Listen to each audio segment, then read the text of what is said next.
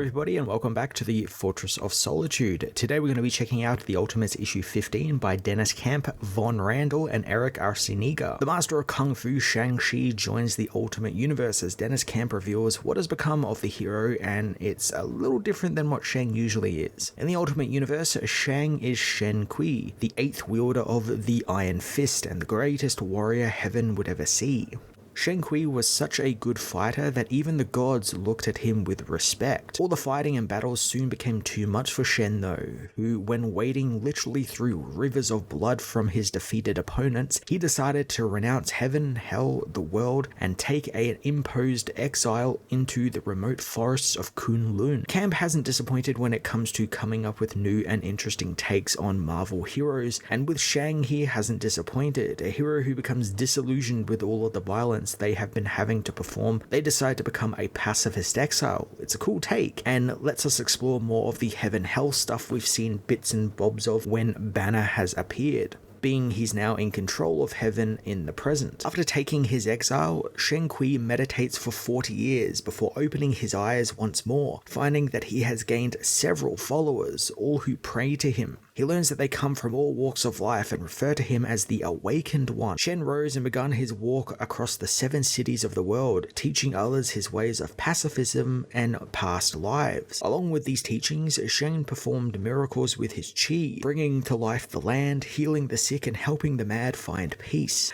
I love seeing the Ultimate Earth before the Maker got his grubby little hands on it, and just how full of hope and life it could have been, how different it could have been had he not just intervened. The world begins hearing of Shen's exploits, calling him a god despite him never actually claiming to be one, and word of him reached the Celestials, who weren't too happy with what Shen was doing with his powers, so they confronted him and fought Shen for 1,000 days and nights. After all that time, Shen was finally defeated, his body falling in a green field where it was left for his followers to pray to, in hopes that he would one day return. Interestingly, everything here is but a legend, or at least the Ultimates think it is, as the story Iron Lad tells the team is over 10,000 years old, and Shen Qi's temples were burned, razed, or converted to other things, effectively wiping him from history. The little hints that Camp drops through the story that just reveal how much Maker's plans to change the world went are just so good. Like, you have to be an all-time hater to manipulate history in such a way where a force for good, a nigh god individual who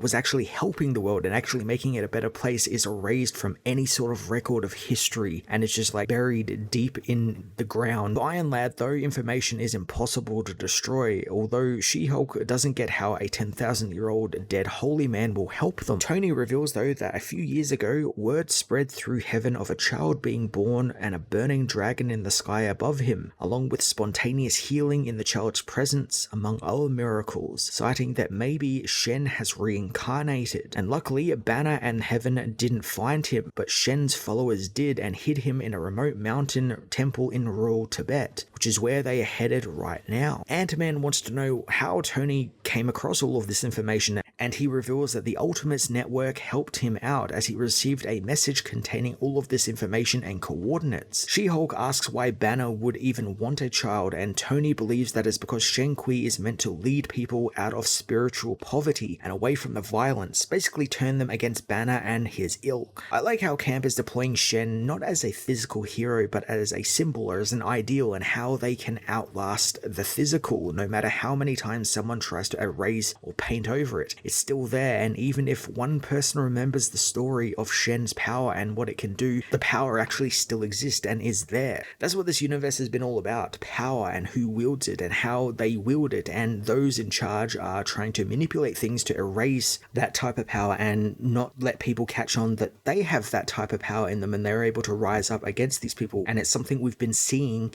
in the Ultimates book where, you know, the Ultimates Network is bringing all these people together. They're finally fighting against the Cabal, and as people are rioting in the streets against them, it's finally all breaking down. As the group move on, it's revealed that they are accompanied by one of Luke Cage's new heroes in training from his prison, none other than Danny Rand, who is more than a little happy to be out of prison and getting some fresh air. Tony knows that Luke insisted Danny go with them, and the team learn that he never went through the Avengers program. He just had a feeling that he needs to be there with them. Kind of like the setup that maybe Danny is becoming the Iron Fist here, like he's going to get the power powers or get instilled with some sort of power from the child that will allow him to become the Iron Fist, but also because it's happening so late in the book and we know the book is going to be finishing very soon, makes me think maybe he gets killed off, or maybe he just doesn't even get the powers at all. Tony thinks that they were all meant to be there, but someone has beaten them to the punch as they find the temple they were headed to in ruins, with all of Shen Qi's followers murdered amongst the rubble.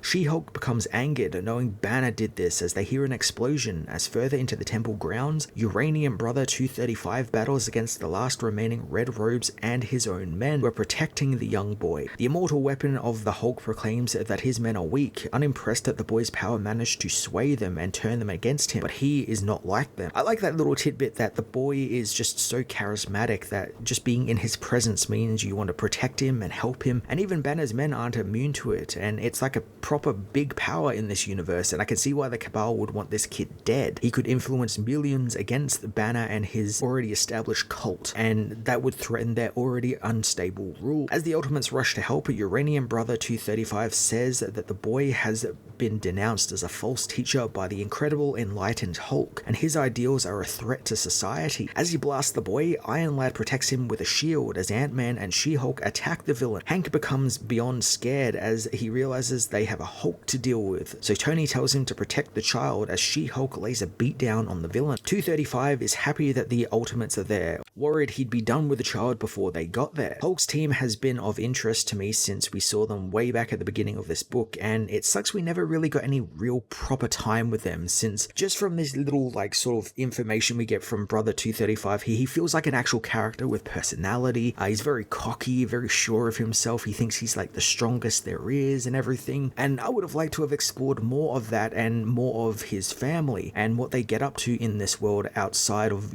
fighting the Ultimates. But I don't think that is something we're going to get. She-Hulk's drive to get revenge on them and Banner is also something I wish was picked up, but as we're close to finishing the series, I don't think that's happening either, which feels like a waste since Camp was building up this great story about indigenous peoples fighting the big powers that come and try and rip their lands away from them. He was doing some really cool stuff against these big corporations that do that in real life as well, and that kind of isn't really going anywhere because the books are ending, and it just sucks we're not going to actually probably get a decent ending to those storylines. There's nothing against Camp, like he's still writing really well. It just sucks that it appears like the legs have been cut out from this universe by the higher ups for some reason. Iron Lad powers up his gamma dampeners, claiming that he came prepared for people like 235, but the villain is ready for him, grabbing She-Hulk and pushing her in the way of Tony's blast, causing her to be covered in the gamma dampening spikes. 235 comments how they seem to be quite effective on her as he returns to his original mission, smashing through Tony's shield and gaining access to the young boy. Before he can finish the job and kill him, Danny snatches the boy up and runs off, leaving Ant-Man to stomp on 235. This, however, is probably not the best move Hank has ever done, as the villain merely smashes out of the top of Hank's foot, taking him out of the battle as he finishes off Tony, telling the team that there isn't a warrior amongst them. I really have been liking how Hank is just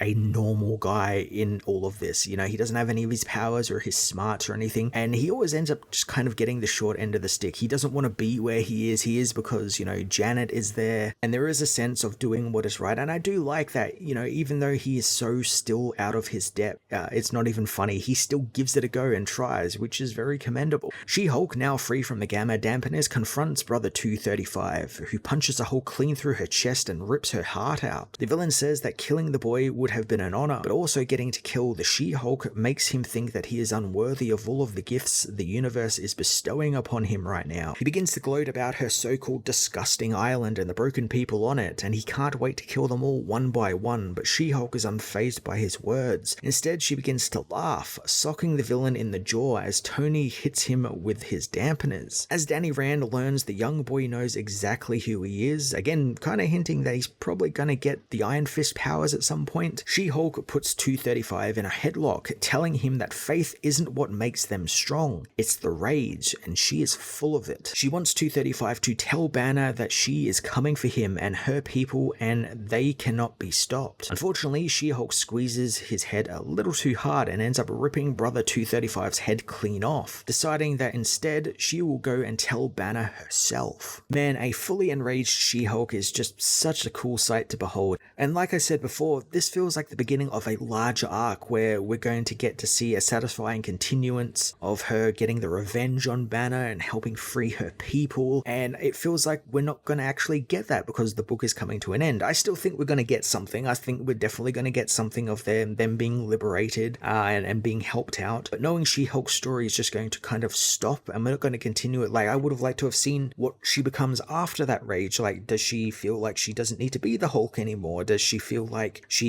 can, find something else other than rage and revenge to fuel her heroisms? Like, there's such interesting things you could do. And then just also getting to explore her culture on the island as well is something that I was really looking forward to, and it just sucks we're probably not going to see any of that. The Ultimates issue 15, while building out a lot of really awesome backstory for Earth 6160, feels like it's doing a little too late. I loved all of the stuff alluded to here that Camp is building to with the Ultimate Iron Fist and Shen Qi and the She-Hulk's continued quest for revenge. It's all really great stuff. It's all written really well and it's all very compelling, but it feels like it's nothing thanks to the universe coming to an end in just a few short weeks. And as I said before, it's nothing on Camp. What he is doing is just fantastic. It just sucks that all his stories seem to be coming to an end 3 or 4 arcs shorter than what they actually should be, which means we're probably not going to get a very compelling ending to any of this. I'm going to give this issue a 7 out of 10.